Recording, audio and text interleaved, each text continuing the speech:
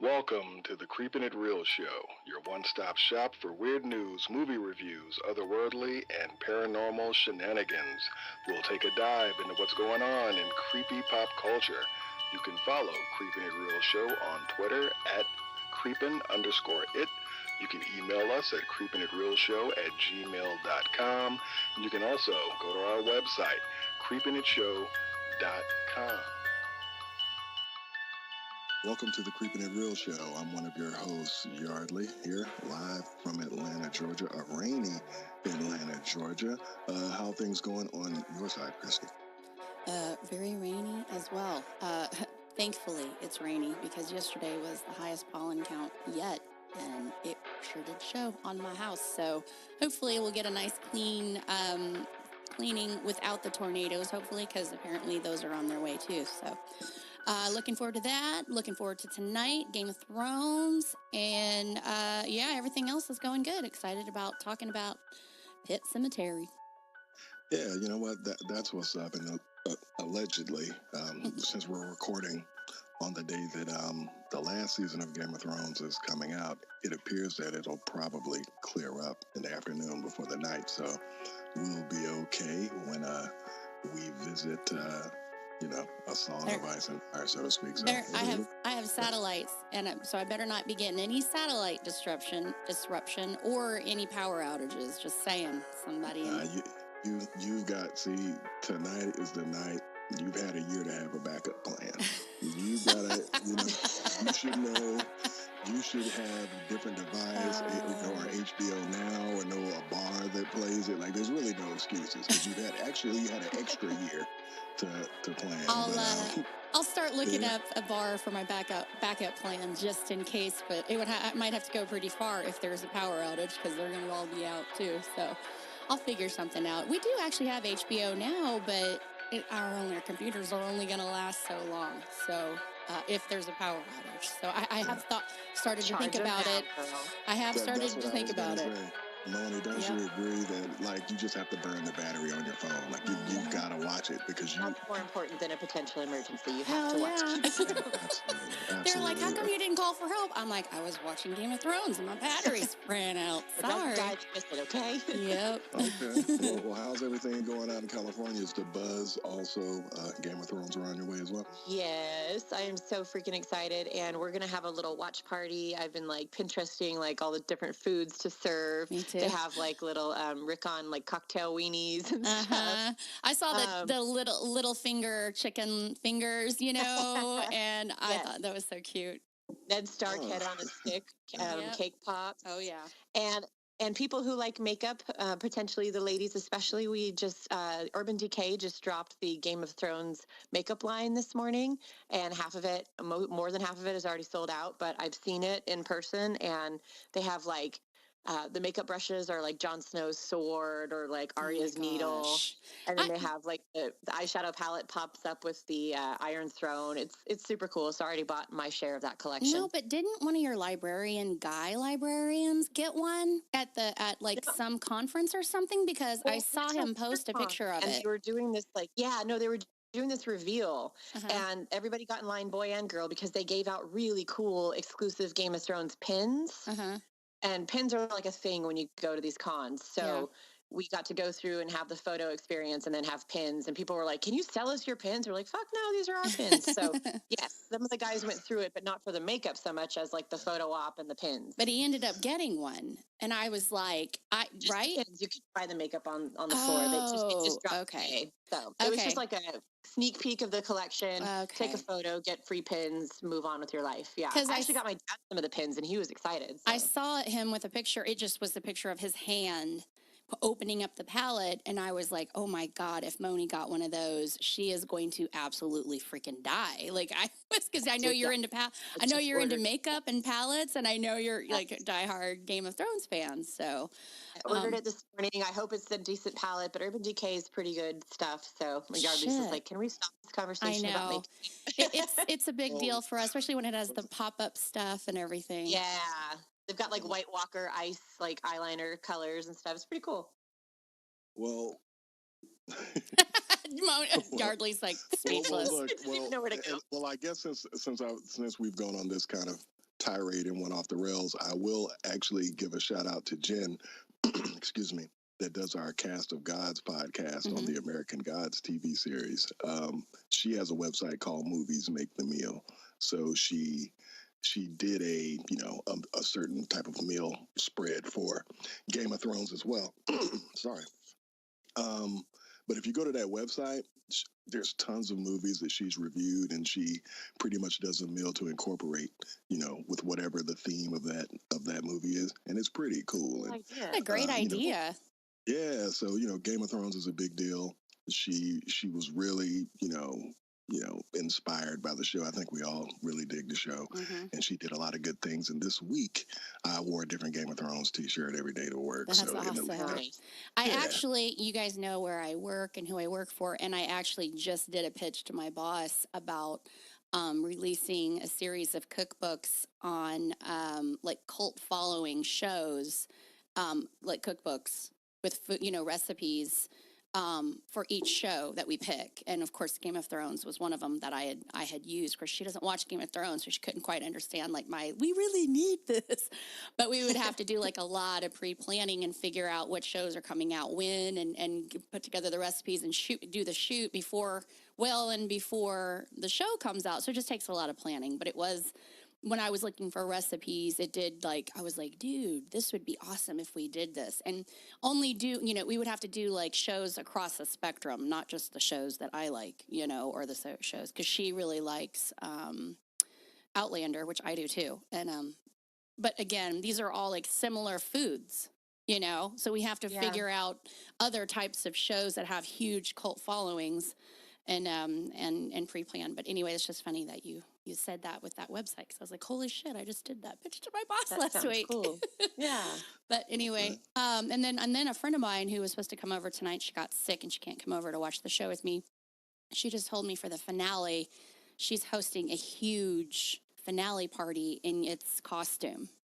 So everybody's going to dress up, and she does freaking parties right. And so I'm like, oh my God, that's going to be awesome. So that'll be one thing I will look forward to when the end comes in, because that's going to really suck when the show ends. Yeah. So I know we've wasted like 6 minutes talking about Game of Thrones, but well worth the 6 minutes. It's actually 11 minutes and 16 seconds, but instead of doing my section of weird news, we'll just consider our Game of Thrones talk as my weird news. But it's not so weird because everybody's excited about it. Hell yeah! So we'll go ahead and let Moni represent first. Tell us about this man who stole a chainsaw. Well, and luckily mine's not too meaty, of a topic, because it's just a funny video, and I'm going to post it to our Facebook page. It's just basically, I felt bad that we kept capping on Florida, even though the Florida Man Challenge is a thing. But Fresno, for those of you who live in California or have heard of it, is the Florida. It's the whole state of Florida in one city. So this man in Fresno is caught on video. I'm assuming by now they probably caught him. But he is sticking a chainsaw down his pants in order to steal said chainsaw. And he does. He walks out with it. The process of watching him put it down his pants is quite awkward, and it makes you cringe, because chainsaws, even when they're not in motion, as everyone knows, have sharp teeth on them. So is there anything worth stealing that you would stick a sharp object down your pants? Anybody? I'm going to say no, but I do think whenever you do go and you shop for chainsaws, so they do have the little guard over it, so you don't cut yourself in the store. Yeah, there's a. Should be okay. Yeah, you'll be okay. How do you get it in your pants? It's that's a pretty big tool. Watch the video. He just it's only a few seconds if you want to watch it now. He just he looks like he's just kind of like how a snake just relaxes its jaw and sort of lets. He just sort of relaxes the pants, relaxes the jacket, and just sort of keeps on stuffing until the job is done. So thank you, Fresno. How can you not know that there's cameras and all of this stuff? Nowadays, I just assume that everywhere I go, there's 6 cameras. Yeah, absolutely. And I'm sure out into the parking lot, they probably, they even have what kind of truck he was driving. Fresno's not a big town. I'm sure they caught this guy, but in the meantime, just enjoy this silly video of this happily stuffing a chainsaw down his pants. Oh my God. It's too much. Hey, if you got to do it, I guess you got to do it. But Yeah. the question is, was it worth it? I didn't know it had the guard on it because he took it off I think he takes it off the display. So, anyway. I can't imagine any life or death situation that I'm willing to steal a chainsaw. So, unless I'm like a tree has fallen on me, then you really can't get into those stores to steal it. Yeah, so it's I hard to can't steal imagine it. being like, it's worth risking everything to put this chainsaw down the I don't know. pants. Ash versus Evil Dead. Maybe that's why you need the chainsaw. Maybe, You know what's maybe. happening. It's Fresno, Yeah. All right. Well, let's take it. Let's take it to Christy here. What about this woman who's suing a cemetery? Well, originally I had this news slated for last week, and then upon further thought, realized this would be epically perfect for our show topic today. So I decided to move it to this week. Woman sues cemetery for $5 million after sinking waist deep into her parents' grave. Can you guys freaking imagine going to a cemetery to visit your parents' grave? And for some reason, Creep Show popped into my head too. The scene where. So I just had a good chuckle out of this one. Joanne Cullen, bless her freaking heart, man, was swallowed by a sinkhole while visiting her parents' burial plot. Was fixing a wreath when she fell forward, smashed her head on the tombstone. She had to grab onto the sides of the tombstone as she sunk deeper into the ground. Cullen said incident left her traumatized and she can no longer visit the grave. You think? She was trying to pay respects to her late mother and father. She suddenly found herself waist deep into their grave. Apparently, as she was falling forward, she whacked her face on the tombstone and cracked her tooth, too. So let's see. She's decided to, open up a lawsuit for $5 million or $3 million. What was it again? My $5 million. And let's see. This was in New York, I think. Yeah, sorry. I read this. Yeah. Yep. St. Charles Resurrection, literally, cemetery in New York. And I don't know many stories of sinkholes opening up in cemeteries, but that would be quite the sight to see. Let me just tell you. Yeah. It was back in December. It was terrifying and traumatizing, she says. This was in December 2016, but she's officially suing them. She'll not go back there again. It's outrageous that this should happen to anybody. We want to make sure the cemetery and employees learn from this. We want to make sure this doesn't happen to anyone else. So stay tuned. I think she's going to lose. I'm looking at this picture of the cemetery and I'm like, that looks like a lush, vibrant, well taken care of cemetery just based off of this one shot. Yeah. But I don't know. How do you sue? I mean, I think they're going to lose. I mean, I think she'll get something. I think she'll get maybe something. The burial costs or whatever, like the funeral costs. I would say $5 million. I would say she'll get 500,000. Well, I mean, what would they do? They would probably have to essentially. Well, how did it say how big the sinkhole was? It doesn't say. It doesn't say. I mean, they're going to have to take care of course, that plot or that area. Mm-hmm. But I don't know. I mean, can anybody really know where a sinkhole is until it happens? I don't know if that's like a regulation or something like that somebody has. I don't know. Yeah, no. I mean, sinkholes, that's the thing about sinkholes. I mean, they happen under your house. They happen on the roads. They happen, and you don't know that they're there until that is. But I mean, if it could have been a sinkhole from negligence of building, like burying, like say they just didn't fill the hole in right or something, then I could see this being something that she would get some sort of compensation for. But does your homeowner insurance or whatever, if you own a home, like is sinkholes, would that be covered if something happened to your house? I honestly have no idea. I have no clue. Yeah, I don't think that language or insurance. Note to self: call insurance company and find out if sinkholes, because we actually have a small sinkhole in our backyard and not because of the grounds, but because we were apparently the construction trash mound for the neighborhood when they built the houses back when this was legal to do, or not legal, but looked like people just kind of turned a blind eye to it. And so there was this big pile of construction trash, and they leveled it, put some dirt over it, and planted ivy. So we have this huge hill of ivy in our backyard. Well, after since 2005 when we moved, it started to cave in. And my son like put a camera and tied like a rope to it and put it into the hole, and you can see the trash in there. You can see boards and all kinds of shit in there. So we're about to buy or pay somebody to come and dig all that out and redo the yard because it's ridiculous. It's dangerous. Stuff comes in, and we get so much rain here that it's just completely, the dirt's gone. It's just ivy and trash. So we got to do something about it. But that's not like a natural thing. And we tried to get the HOA to do something about it, and they're like, "Nope, sorry, we're not going to do a damn thing." So nice. It's on us. Okay, well, good luck, I guess, to the woman who has the lawsuit, or good luck to the cemetery if it's found out that they're not necessarily liable. But let's go ahead and dive into Pet Sematary 2019.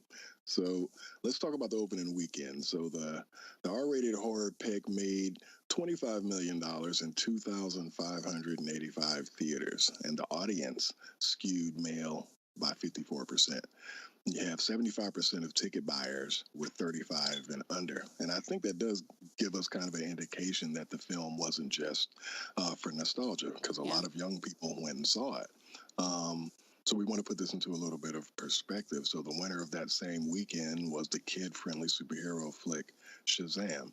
And that movie topped the box office with 53.5 million, and it was in 4,217 theaters.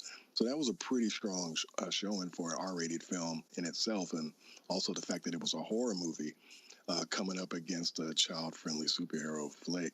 I thought that it was pretty strong. Now, I don't necessarily think that this movie is going to just, make an insane amount of money. But I'm very curious that after this weekend, we'll see what the legs are. So do you think that this movie will have enough legs, or do you think it'll be a decent earner for the studio?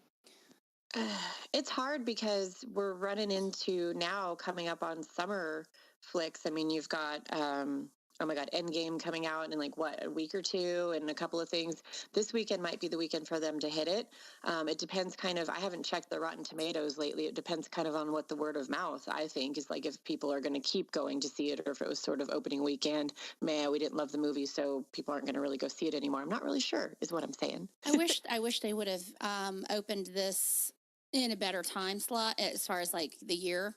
I probably would have done better closer to like Halloween and everything, when people are really looking for people outside of the horror genre usually kind of turn to horror in those instances. And I personally, and I could be completely wrong because I haven't paid much attention, but it seemed like everywhere you turn when it is coming out, it's everywhere. That movie is like everywhere. The marketing is really pretty strong on it, and it maybe not even really needs it because it's such a big cult following. But I didn't see a lot for Pet Sematary. So you've got the typical Stephen King followers, and then adults that like horror, and that's probably it. Or teenagers, adults, whatever, who enjoy horror. I don't really know if. I have a feeling it's going to kind of drop off, and I'm going to be really disappointed. Because I was looking at the IMDb ratings, and the reviews, the people that wrote reviews, it's very, very positive. But overall, it got like a 6.2, which isn't bad for horror. But I just don't know if that's going to be a strong enough rating for people to get up and go watch it in a movie theater. Yeah. And you make some good points. Now, there were other news that dropped.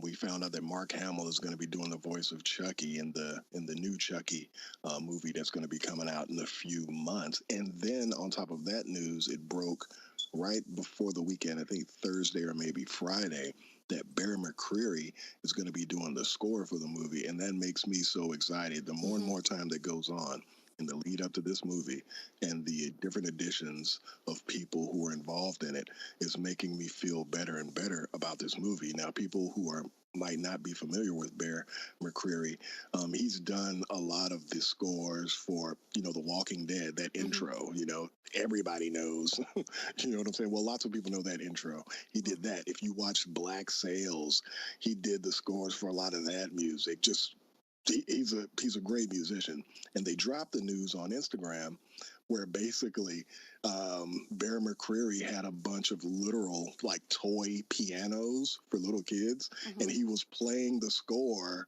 through those toy elements. Gosh. And that kind of goes right along with Chucky. I really do like the way that they're Marketing incorporating. Yeah, it's great. So, you know, the future is looking good for horror this year. And also, I kind of think, and of course, we're going to get everybody's opinion on the movie. I thought that Cemetery was solid. Actually, thought that it was a lot better than the original. I happen to have watched the original maybe a few weeks before I went and saw this.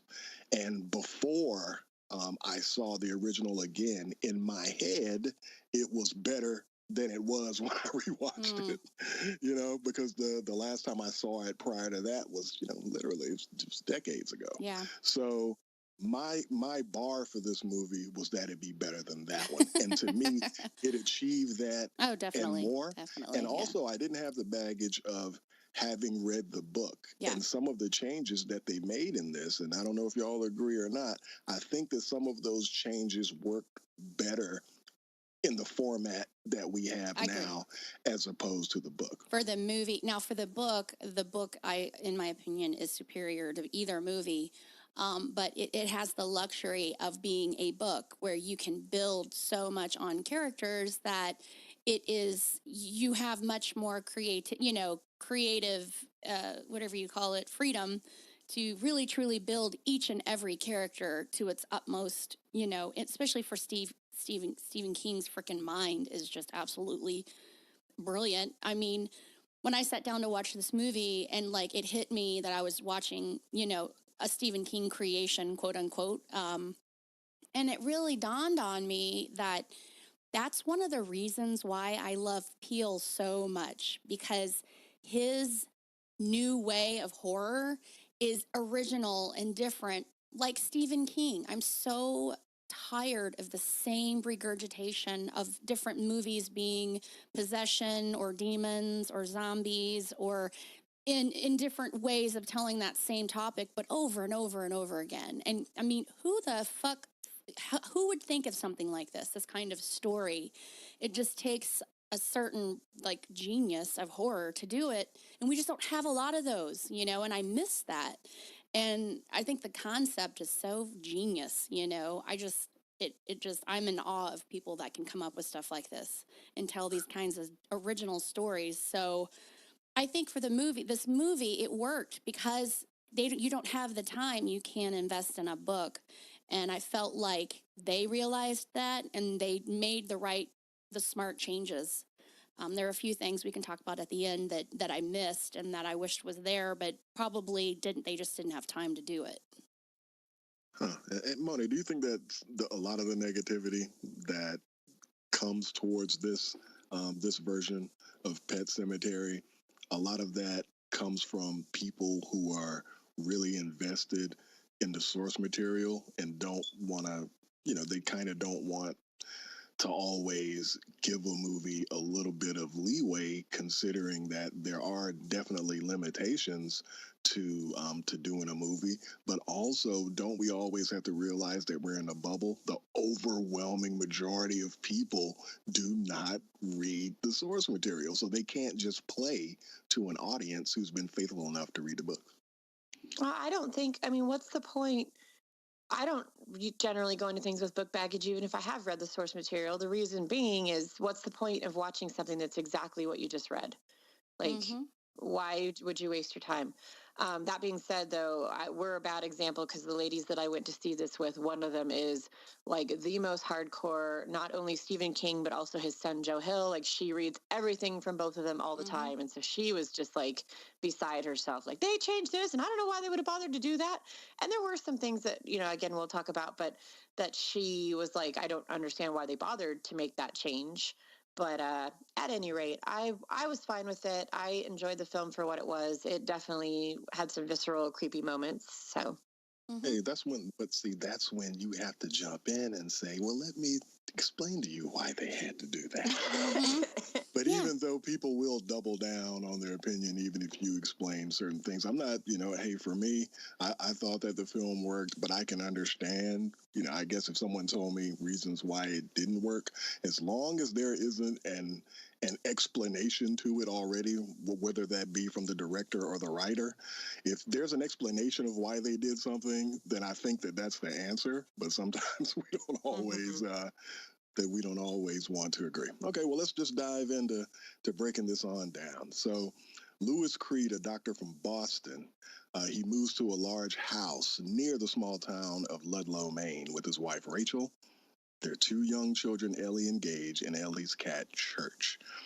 One of the things that I noticed in this scene of them traveling to their new house was they passed through Derry, Indiana, which is in the town, that's the same town the Losers Club are in. Yep. In the It series, but also Derry is kind of a mainstay in a lot of Stephen King stories. Did y'all notice the sign when they were driving by? Easter egg. Yeah, I was yelling it out in the theater. My friends were like, "Why?" I did not notice that at all. So Yeah, makes me want to go back and watch it again. oh, absolutely. This film did have a lot of Easter eggs in it. So while exploring the woods after they arrive at their new home, Ellie ends up stumbling across a procession of children taking a deceased dog to a pet cemetery, and of course, it's misspelled cemetery on the sign. So Ellie exploring the woods surrounding their new house, she stumbles upon a pet cemetery and climbs up a tall pile of broken branches.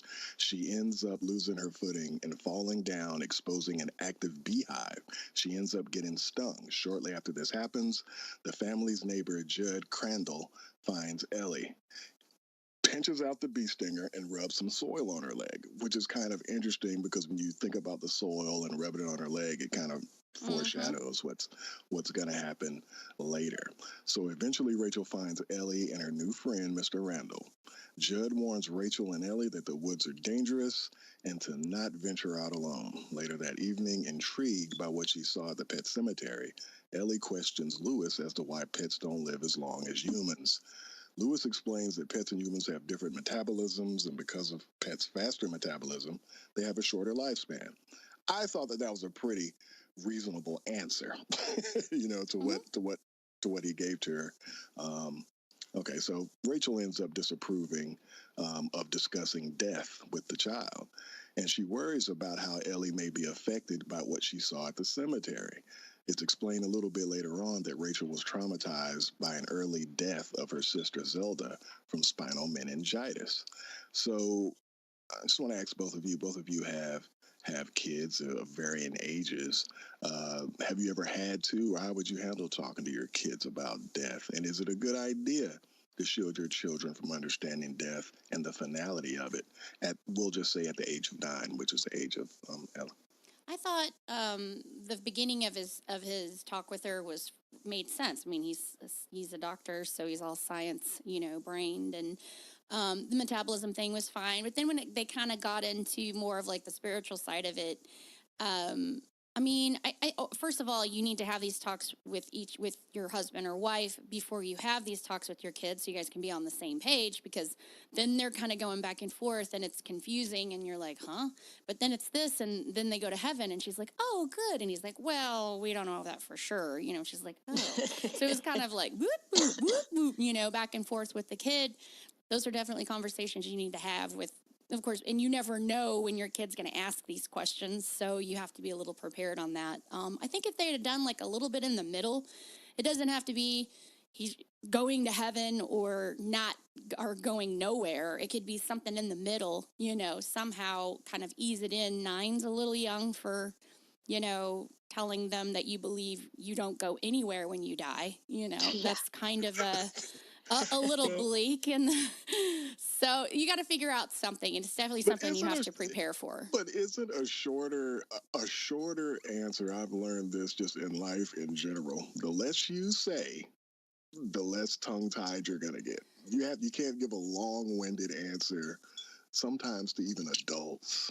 Yeah, so I think you have to keep your messaging pretty tight. Here's the thing and with then kids. Let it evolve as they get older. Kids don't let you do that. that's all great and fine, and that's a wonderful thought to have. But kids don't let you do that. They will, if they have a question, they will Hmm. ask They have it. all the questions. Yeah, Yeah. and they'll ask you 50 questions a day. So Okay. Well, yeah. it's All just right. one of Well, those things where, and then if you give them a short answer and they're not satisfied with it, they will keep on until they get what they're Mm-hmm. looking for.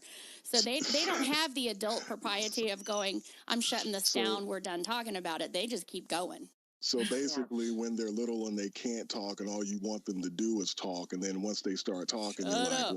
"What the fuck? Yeah. You're Pretty talking too much. much." Okay. And then the next and you answer that question and it's why, and then you answer that question and you're stumbling along as you go, because honestly sometimes their questions, they're either you think you're answering and it's just not enough for them and they just keep going all the way up Yeah. until a certain ages where that's just what it's like, and you can either tell them My just kid is because or you're going to keep going. my kid is only 6, and we've had to have this conversation because we've lost people. But she kind of does the thing where she'll ask the questions, and then she's got such an imagination, and I'm sure that isn't unique just to her, that she starts going like, oh, so if they're doing this, then this happens and this happens, and eventually you realize it makes her feel better, and it makes her stop asking you questions. Yeah. So you just kind of go like, yeah, sure, that's if that's what you want to believe. And I make sure that she knows that if that's what she wants to believe, because nobody really knows, then yes, if that makes you feel better, sure, that's what happens. Like, I don't see that hurts anyone. I'd tell her like physically how death works or whatever. And then if she wants to believe they're watching over us or ever what else, because she's heard that from her peers or from her grandparents, I'm like, okay, does that make you feel better? Then yes, that's what's and happening. Like, and that was my I don't that know. I completely agree. And so when the mom was kind of trying to be like give her a little bit of like a positive settle of Yeah, at the end, and it he doesn't was like, hurt because you don't know for well, sure, so it doesn't hurt. yeah, if you don't know, I mean, you have your beliefs, she's got her beliefs. I mean, common sense is she's a kid, death is scary. And so you're just going to do whatever to make them feel a little better and have a little bit of a positive about the whole situation. So that's where I was kind of like, dude, stop talking. Like it's all good. And here you are bringing up, Exactly. yeah, it was like, no, that is not when I was uncomfortable for them, knowing I've been in this situation before on other topics, and so him going in that direction was like, oh, like you were doing so well, and Yeah. then you had to go in and throw in your own belief system, which is jarring for a 9-year-old. Just let her think Okay. what she wants to think. Who cares? But anyway, that was a All right. long answer to a short question.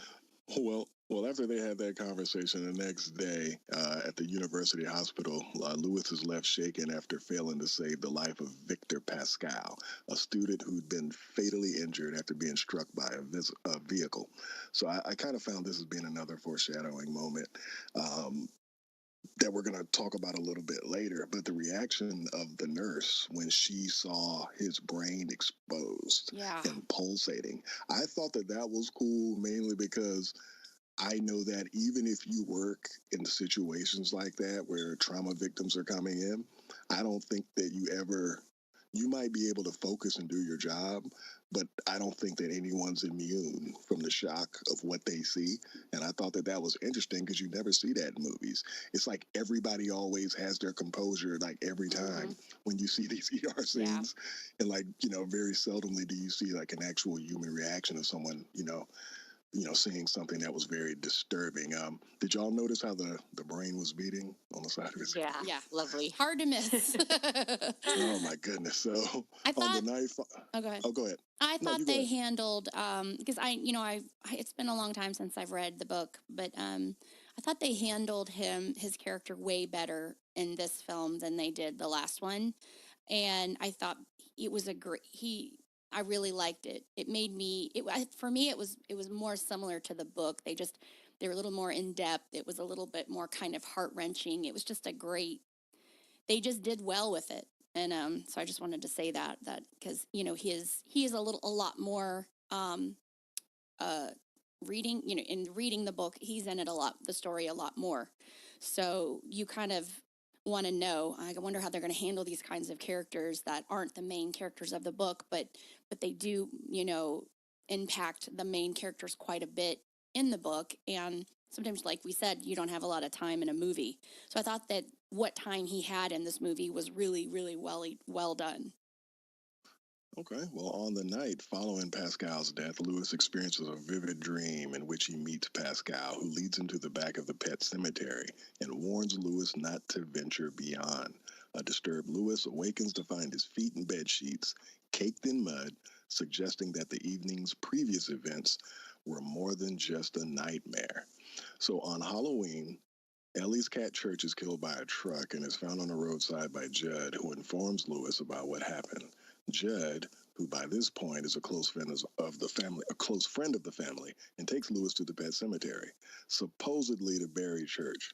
However, Judd ends up leading Lewis to a little bit farther out to a real cemetery, which is an ancient burial ground once used by Micmac Indians.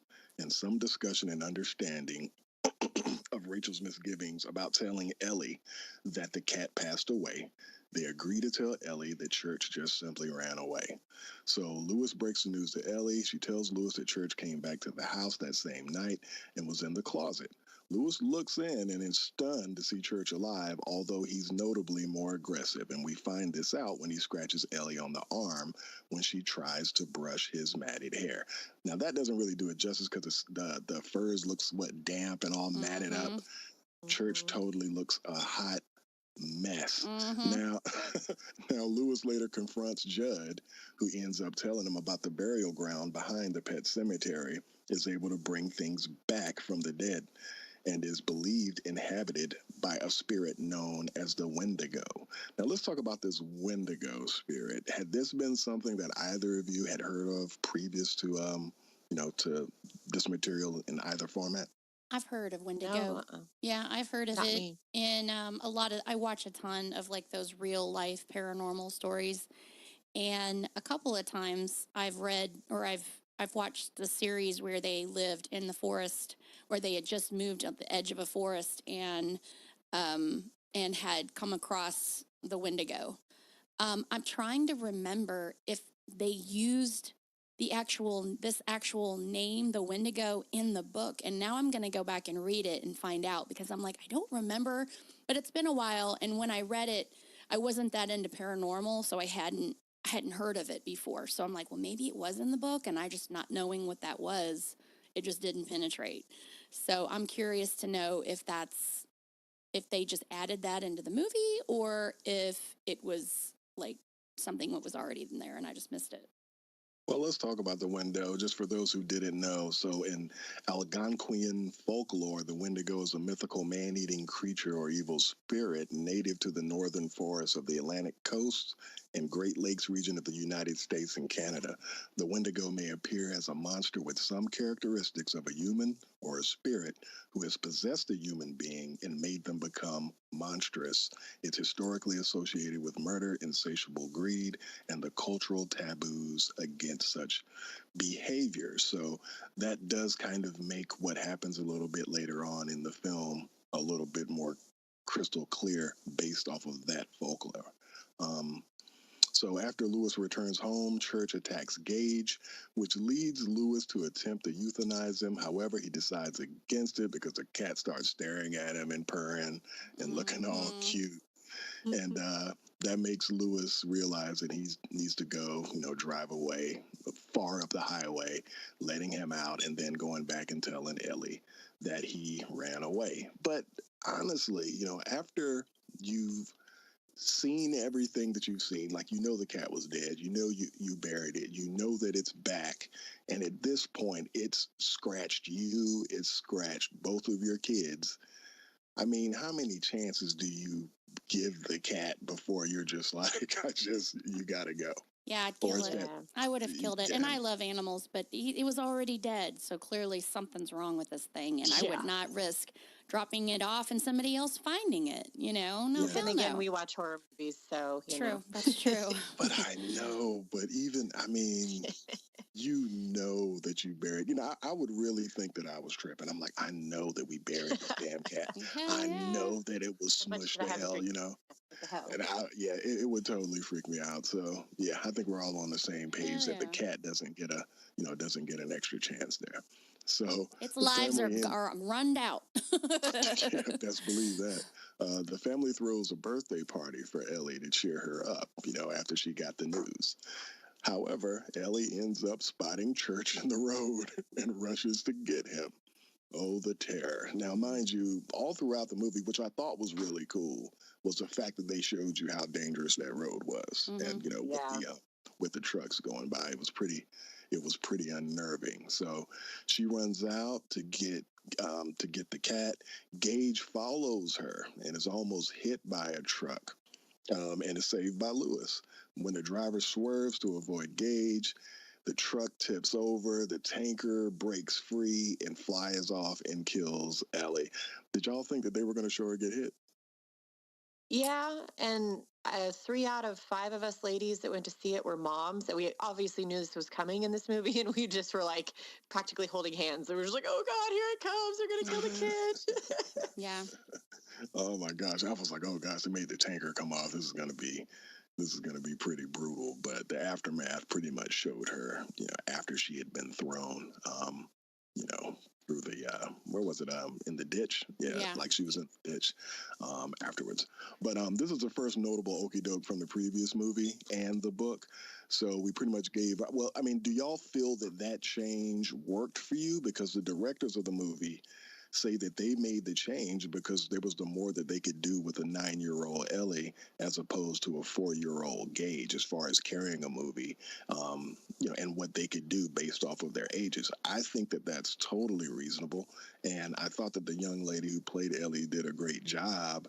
And it would have been more funny or comedic if you saw Gage running around, Yeah. doing what we're going to see them do. Yeah, at this point, I liked the change because I do understand that you get the perspective of having been dead a little more from an older child than one that isn't as verbal because they're little. I think it would have been a little bit sadder to see the little boys, which is like just my point of view is like the littler ones getting victimized in any way is sort of like even harder to watch. I don't know that now moving on for the rest of the film that they really exploited that as much as they could, like really had her be telling you what it was like to be dead or kind of verbalizing what had happened to her. I mean, she mentions that she was dead or this or that, but I don't know if they really used that to its full potential as far as having what a 9-year-old's experience would have been being dead, if that makes any sense. Oh, I totally agree with you, especially based off of um, the transformation that we see a little bit later on in the movie. It Yeah. would have kind of been cool to see a little bit more of the pain and, Yeah, to get, exactly. what I mean, Yeah. some better understanding. That was the Yeah. reason they said they did it, and I don't feel like they used that to its maximum for having made such a big change. Yeah. I thought it worked for this movie. I liked the book the way the book is. Unfortunately, the first movie that tried to follow the book, did such a poor job that, I mean, I wasn't angry with them with these, this go around for them to change it and, to see a different point of view. So I really thought Ellie was fantastic. The actress that played her was amazing. She did a really, really good job with, what the script was. And, so, I mean, with what they gave her, I thought she did an amazing job. Oh So, yeah, yeah, it yeah. was good. I mean, Actress. I knew what was going to happen before the movie. I almost wish I didn't because I like to be like thrown for a loop. Like I think I know what's coming, and then absolutely, I'm thinking, Gage is going to die because that's what the book says, and then for it to be that much of a shock for us that have read the book and seen the old movie, what a twist that would be for us. Just as people that have watched the one before, but I already knew going in that this was going to happen, and yeah, was curious about how they would handle her character opposed from the 4-year-old, and I mean they did a fair good job. Yeah, you're right. They kind of skipped over some stuff that maybe memories or what she experienced being dead. But and then my thing is though, is that really her? Like from what my impression is this is not her. So I'm not sure, if this is a spirit, if this is the Wendigo spirit Yeah, inhabiting her body, then they wouldn't that's know what Ellie was going through dead. So a I don't good know. point. That's actually a good point. So naturally, the family is devastated after what happened to Ellie, and Rachel decides to leave with Gage to spend a few days with her parents. Well, okay, I want to talk about this for a second. Okay. What in the fuck was she thinking? Like, honestly, like, I know that needed to happen in the movie because of the stuff, but as a woman who's lost her child, um, I can't imagine going to her parents' house, knowing what's there and knowing her past experiences, but leaving her husband, like breaking up the family like that when everybody's going through such a hard time, like I that just made zero sense to me. Well, I'm we knew able. what he was thinking, but him choosing to stay was where I was like they shouldn't have separated, but I feel like he should have gone with them was my whole thing. Well, he knew what he was going to do when they left. Like I that's know, what. but that's had he not been, I mean, I would, if I were her, I'd have been like insistent that we all stay together at this point, is all, Yeah. wherever we stay. I just can't imagine going to that, like going back when she's been having these horrible visions and experiences with her sister. And I read an article as to why the visions were strictly done at the house, her current house. That makes sense to me. But still, as a person and a character in that position, like I would not want to be there. And I certainly wouldn't want to leave my husband, no matter the situation. I don't know. I did not. I was like, that makes no sense. Why would you leave your husband? And why would you go to that house when you've had so many horrible experiences lately in regards to things that happened there and dealing with the trauma that you're dealing with? It just was like, what? No, you're crazy. Well, you really have to calculate what's the less shitty situation. True. But in this situation, I would probably say we all stay here, and then maybe your parents or whatever should be able to come here, just for a lot of the factors that both of you pointed out, the memories of the sister and all of those things. That's just one extra hurdle that Yeah. will be worse, if she goes there and you're all separated. So yeah, Anyway. I can definitely feel you. So at the funeral, Judd, sensing that Lewis is planning on resurrecting Ellie, because you can kind of see them looking back and forth, and he's like, what are you gonna do? He warns Lewis that sometimes dead is better. However, despite Judd's warning and just being flat out hard headed, and with his own reservations about the idea, Lewis's grief and guilt spur him to carry out this particular plan. After the funeral, Lewis brings whiskey to Jug's house and slips Judd a Mickey. All good decisions start there. Yeah, so it causes him to pass out. Now, this is something that I definitely want to hear your opinion on. I didn't really get why he did that, because I couldn't tell if his intention was to kill him for whatever reason, but why? Yeah. He's an older guy, so it's not like he was going to physically... He's not going to chase you down and keep you from going to the cemetery. You should have just fucking gone. Like, I don't know. I don't think he wanted him to know he was doing it at all, because he knew. Because he wouldn't know when the kid comes back. But I mean, I don't think he wanted I think he wanted to do it on his own. He didn't anybody watching him. He knew the guy, knew what he was up to. And like, what's Judd gonna do? Like, call 911 and be like, "My friend is bringing his daughter back from the grave." Like, I don't really. I just think that he was like, I'm just gonna just get rid of any and all anybody that would be against what I'm doing. Like, it didn't want to hear it. Him, like, the guy's going to eventually wake up. Like, if I had my suspicions that you were going to do that, Christy, and then you drugged me and I went out, when I woke up, I'm like, I know that motherfucker did it. Yeah, well, of course. And he knew he was going to do it anyway. So it was like, I think he was just getting rid of any and all opposition. He didn't want to hear it. He didn't want to see it, because he already knew internally that this was not good, that he was doing it, which I'm a parent and I completely understand. I would have done the same thing. I'm sorry. I would have taken the risk. You would have brought your daughter back? If I knew that was possible, I would have done it. I not knowing what the outcome's going to be, of course. Now, if I knew the outcome, no. But as a parent, losing somebody, you just would do anything to, losing a child, you do anything to get them back, anything. And I can just see that it would be like, what could possibly go wrong, and just, it's just something that I could just see me doing. Like, yeah, absolutely. Like, I would do anything. What about you, Money? What's up? You dropping them in the dirt and bringing them back? I don't know. And I know that I agree with Christy. As a parent, you would do anything. with a clear head right now. Anything to course, keep them alive. yeah, exactly. I know the outcome. That's the Like, thing. I You've don't already think failed I on would that do front. it. They're dead.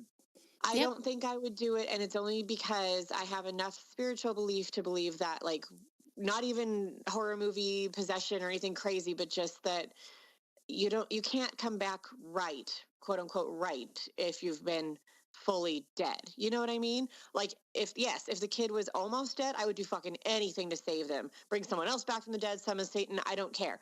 But if they're already gone, like, I just don't feel like you come back okay. And I feel like they've found peace. Even if I have to live in this misery, it doesn't seem like it's fair to the child to bring them back. Yeah. And that's kind of one of those themes, because one of the things that they pointed out was that Lewis was kind of a man of so-called rationality and a person of, science and just having practical beliefs. And as this movie unfolds, he's starting to have to believe outside of, the realm of the way that he was thinking. So I definitely think that what both of you are saying are absolutely right in Lewis's case. That he doesn't believe in anything, so he doesn't believe a spirit's in heaven. So he's thinking, I'm going to bury her and get her back, so and get her back, not something else. He doesn't see there being any kind of other option. Absolutely, like she fell asleep basically in the end, and now I'm going to wake her up. That's his thought. Okay, so so essentially Lewis goes through with it, and after a little while, Ellie returns from the dead.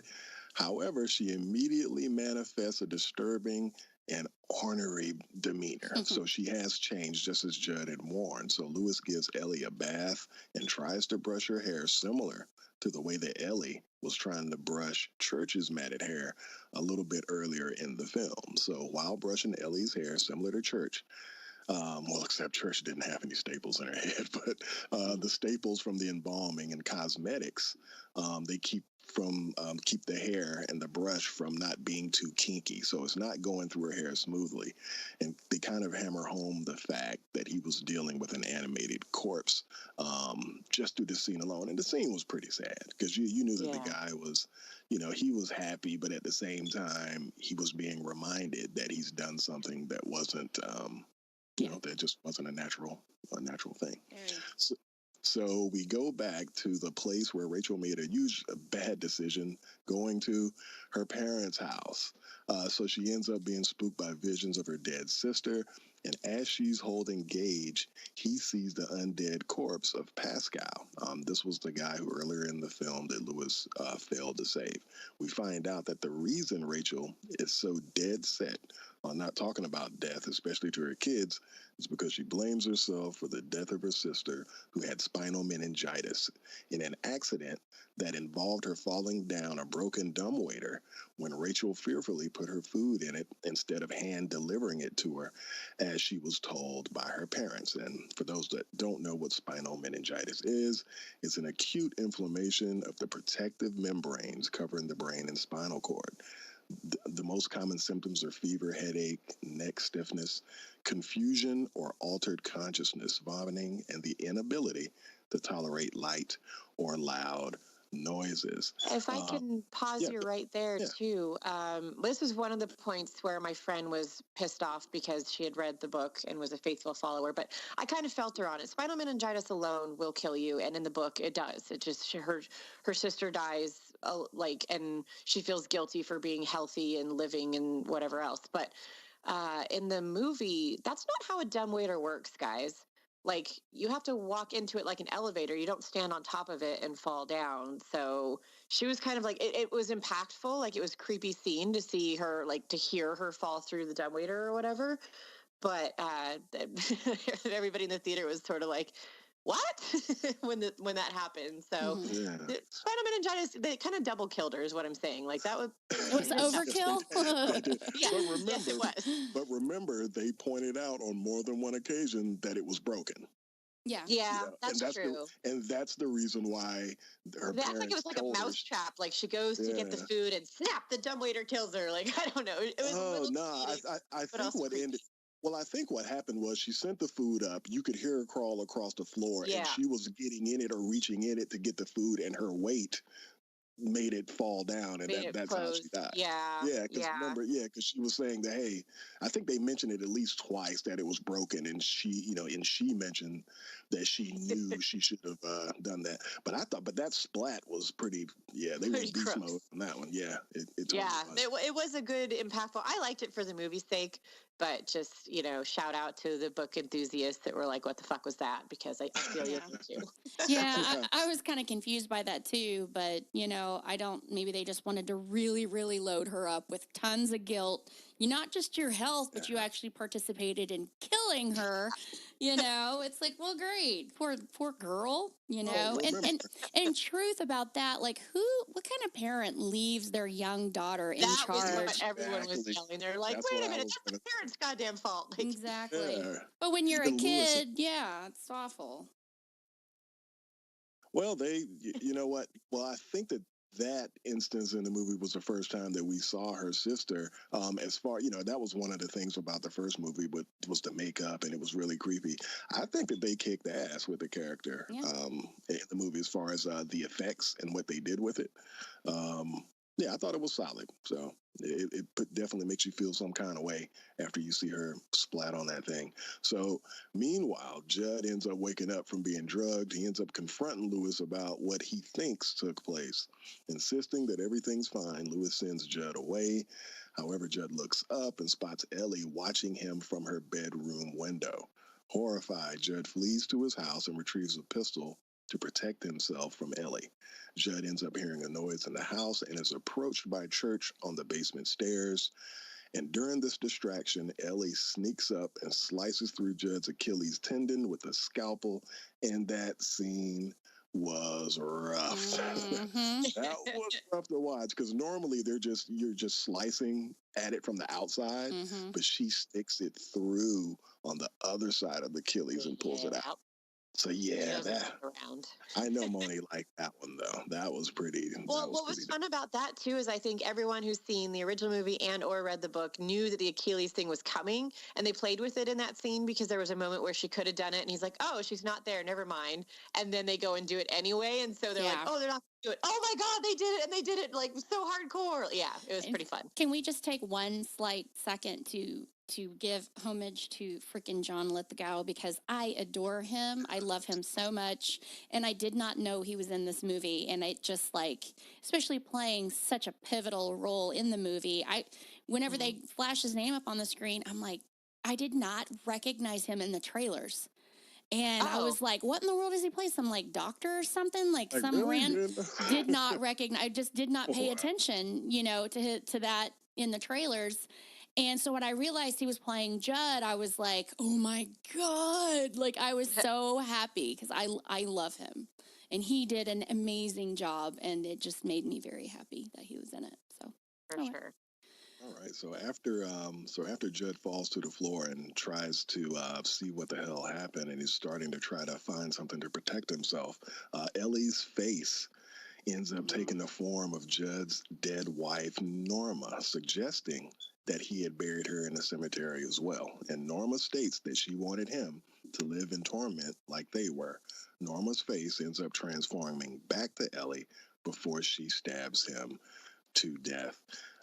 Rachel and Gage end up returning to the house, and Ellie reintroduces herself to her mother.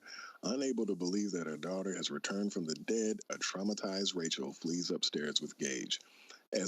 First of all, you should be fleeing your ass back out of that car Yeah. to get the hell out of there. But as Lewis tries to convince Rachel that Ellie is still their daughter, he notices that Ellie is missing and heads to Judd's house to find her.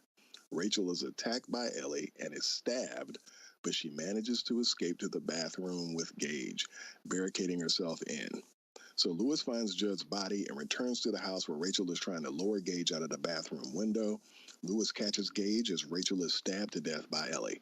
Lewis locks Gage in the car and returns upstairs to find a dying Rachel who begs not to be buried at the pet cemetery. Yeah. Hell yeah. Yeah, so that's one of those. I'm putting you on notice now.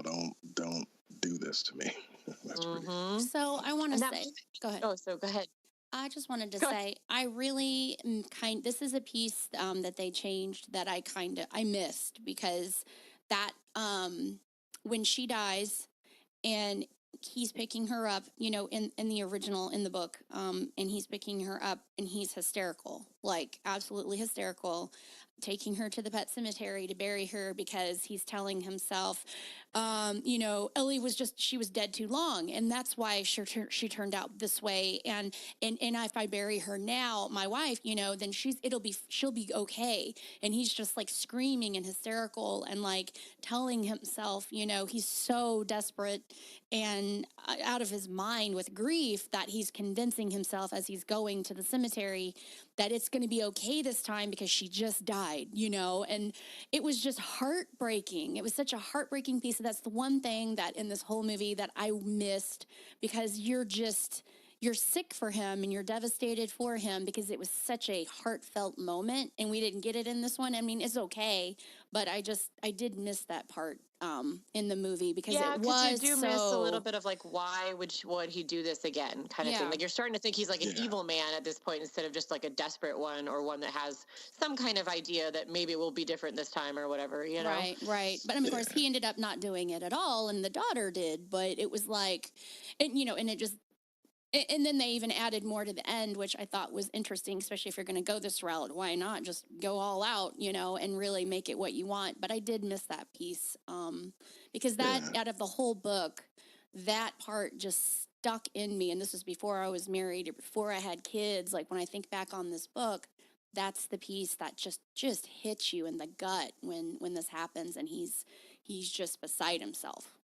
Well, But it's probably one of the many tough decisions that they had to make about what was in it and what wasn't. I mean, the movie I right, think was only like an hour and a half, yeah. and that's why, like I said, with source material, if I've read source material and there's a movie that's going to be pretty much about that source material, I think about it like this: if I'm going to complain about a lot of stuff that didn't go into it, I have to ask myself, could I read that whole book in an hour and a half? Oh, hell no. You see what I'm saying? So, Yeah. Well, so and then they it's actually just they actually added more to the ending piece. Like yeah. this was not how it ended in the book.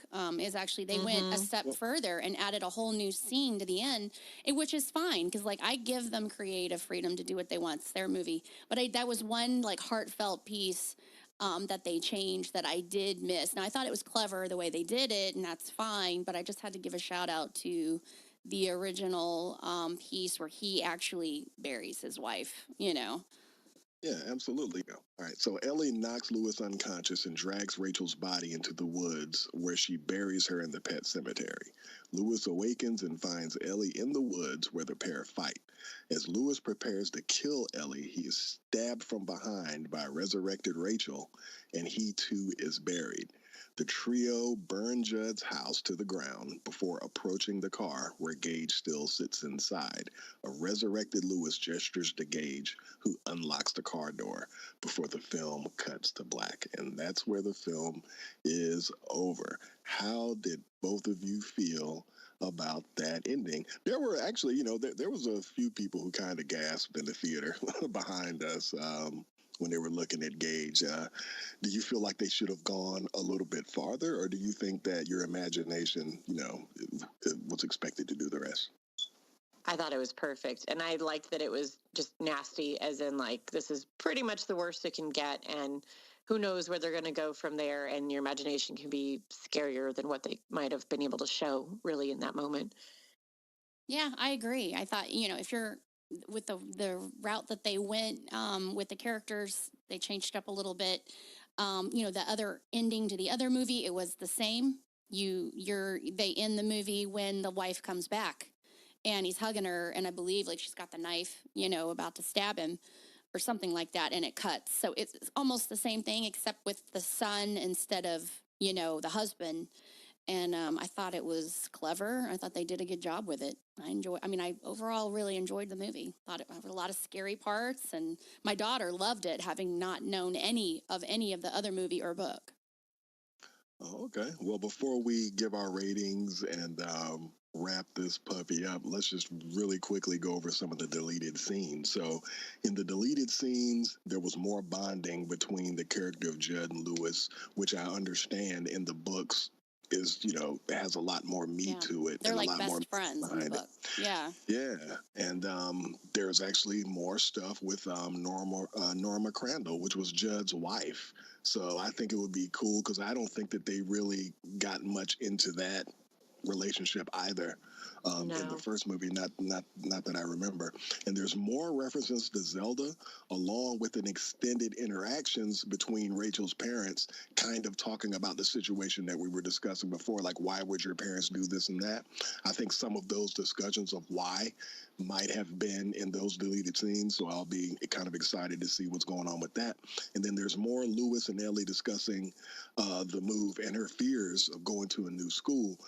She allegedly has an actual cute moment with Charlie the cat during that scene. And then, of course, we have the alternate ending for the Pet Cemetery film was revealed in an article by Entertainment Weekly. So I'm just going to read a quote real quick. It says, I talked about an ending where Gage is walking up the middle of the road. We see Dawn and we hear a truck coming and think, oh God, he's going to get greased in the road. That's how it's going to end. Then at the last second, this woman pulls him out of the road and rescues him and says, where's your mommy and daddy? Now, of course, finding his mother and father would lead to somewhere I don't think that this woman would want to go. No. And that was the Stephen King ending, but that's not what they show in the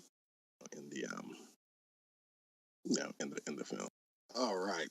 So let's get to our ratings. I, for one, I gave it an 8 out of 10 because it gave me everything that I wanted. I didn't have any expectations, and I thought that it was way better than the first one back in, what was it, 1989 when it came out.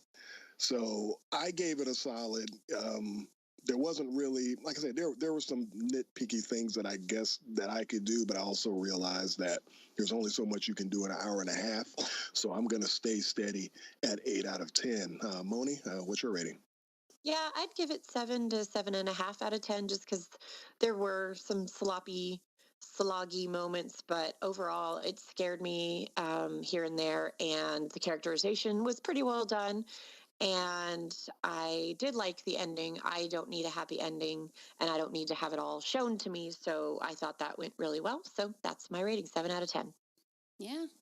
All right. What you got, Christy? I decided to go into this movie as its own entity, and there were times that I was like, I wish they'd done this compared to the book, or I wish they'd done that compared to the book. But for my rating, I'm not including any of that because I decided to actually go into this movie as its own thing, knowing how they had changed it. I knew that walking into it. So I was like, I can't go and criticize this because this is what they chose to do. And so I looked at it as its own story. And I give it an 8 too. I thought they did a great job telling the story. And I like how they did the twist at the end. Even for people that don't know what the other, movie reveals and the changes that they did, it just worked for me. I thought they did a great job with it. Yeah. Okay. Well, that's what's up. I mean, I do think that there were some things that were in the trailer that would make you think there would be more involvement of a couple more okie dokes. Like when we see the Zelda scene, we didn't know that when Rachel is looking at it, she's looking at it as if it was her having the spinal meningitis in that scene. And then also the beauty of marketing, because even the directors had spoke on this, is you think that the kids that you see marching to the Pet Cemetery might have a little bit more, something to do them, with it. That they would have expanded more on why that's a tradition or those kids in particular. But once again, it's an hour and a half. But that was something that actually surprised them because they were like, man, we wrote it and we watched the trailer. We would have thought that, those kids were going to have more. Why are these kids getting all this showtime in the trailer? Yeah, because they're not in the movie. They're only like 2 seconds in the movie. Yeah. Yeah, so I think that that's cool. I definitely thought over and all, I don't think that it was, I thought that I got my money's worth. Absolutely.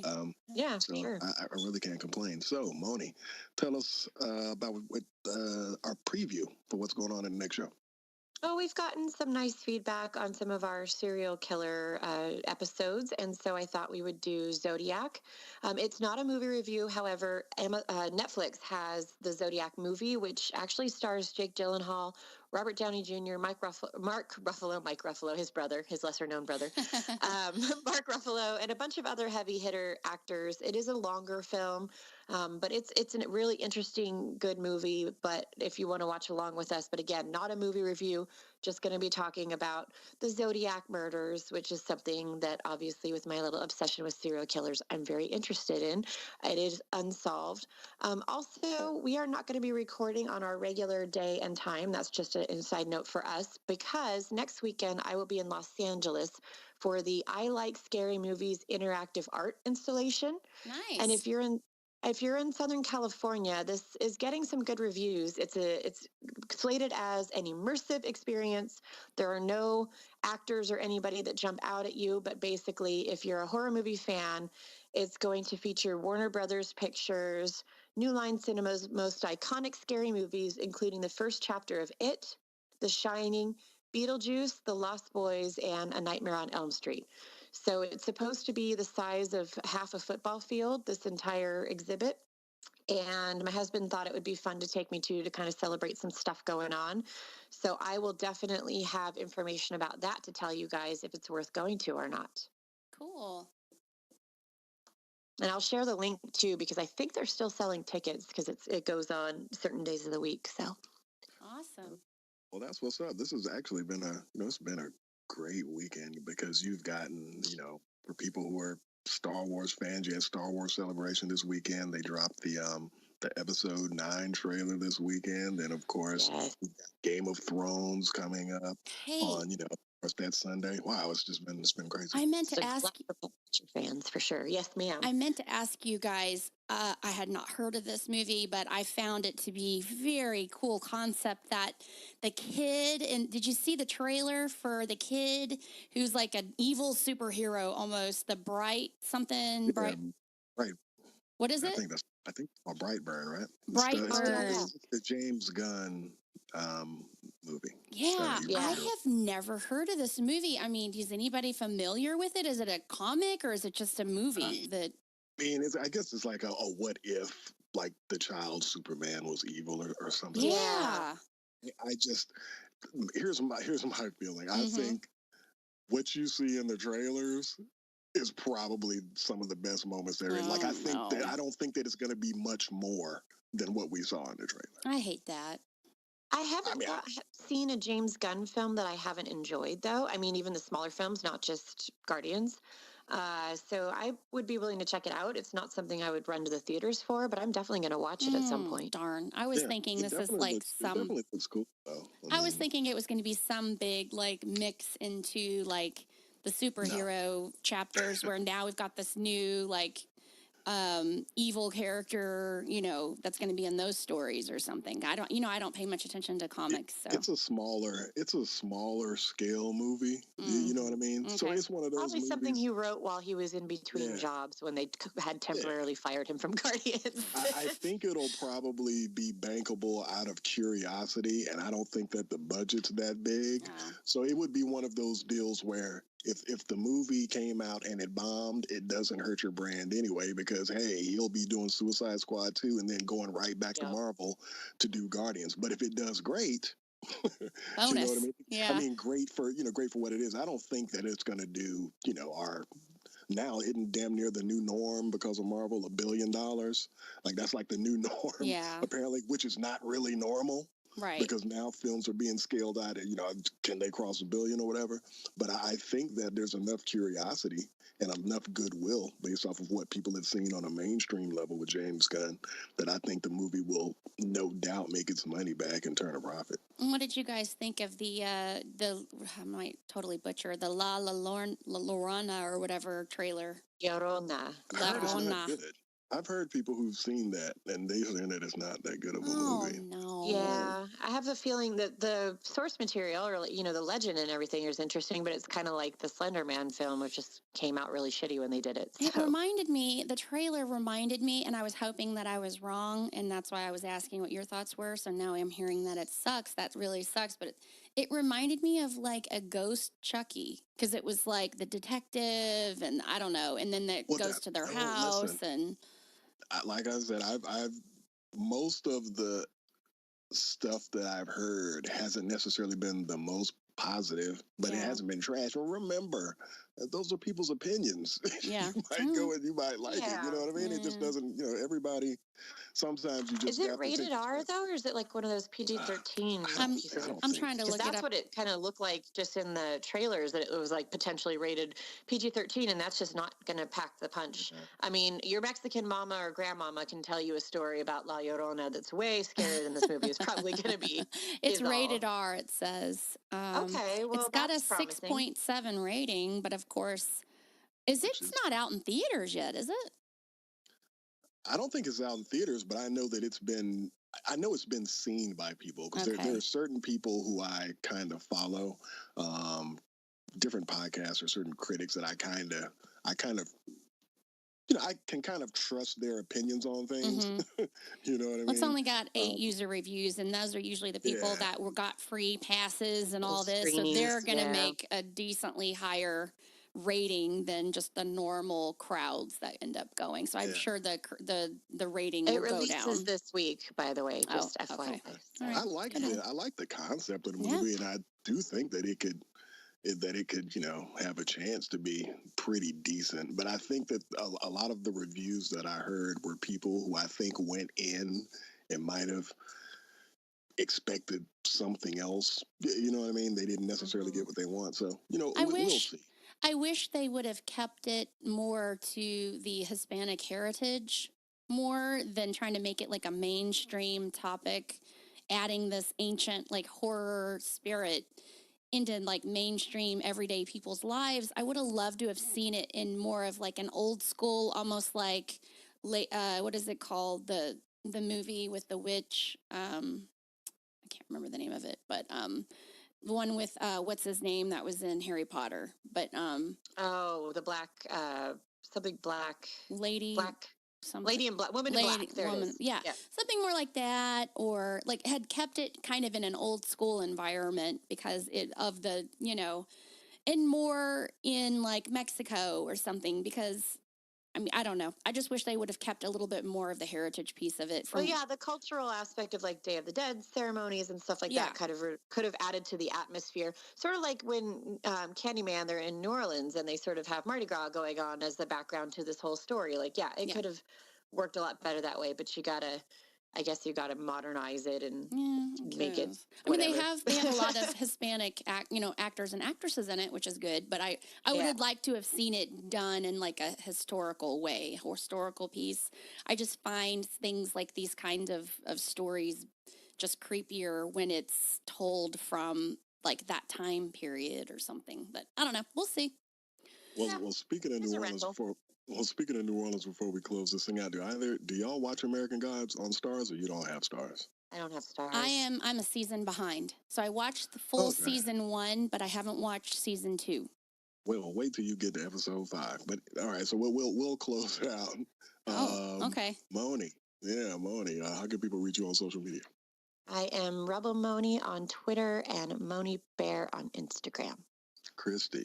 I am Creepin' at Christy on Instagram and at creepin_it on Twitter. And I am demanding that you come and say hello to us. We love it. Yes, do And that. please engage with us on social medias. We really like it. We want to hear ideas for shows or comments or things that you thought when you were listening. We really like it when y'all kind of give us some contribution to the topics.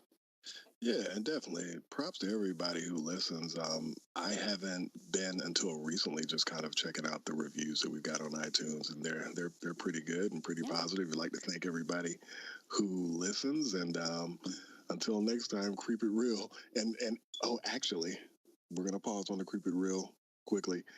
You're definitely going to get the same thing again on our next show because we're damn sure going to open up talking about the first episode of Game of Thrones. Anyway. Oh, yeah. Sorry. Yes. Warning. Okay, so let's go ahead and bring it back. Until next time, everybody creep it real. I don't believe in what you believe.